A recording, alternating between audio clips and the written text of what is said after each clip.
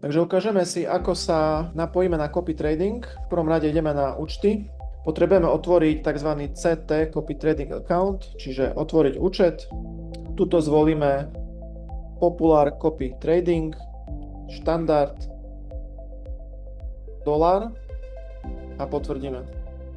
Čiže ideme dole, obchodné podmienky zaškrtneme a potvrdíme. Vytvoril sa nám takýto copy trading účet a na neho potrebujeme depozitovať sumu. Buď ju depozitujeme priamo cez nejakú metódu depozitu a ak už máme na nejakom inom účte peniaze, štandardnom MT5, ako ja mám tuto, potrebujeme to presunúť na tento copy tradingový účet, tak sa to robí funds, prevod medzi účtami, nájdeme, na ktorom účte už sú prostriedky, nájdeme účet, na ktorý to chceme previesť, čiže ten copy tradingový, zadáme sumu, dáme submit.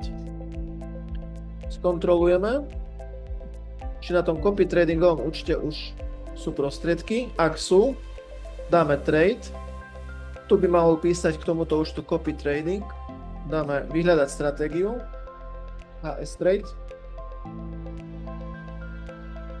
Toto je naša stratégia. Dáme kopírovať.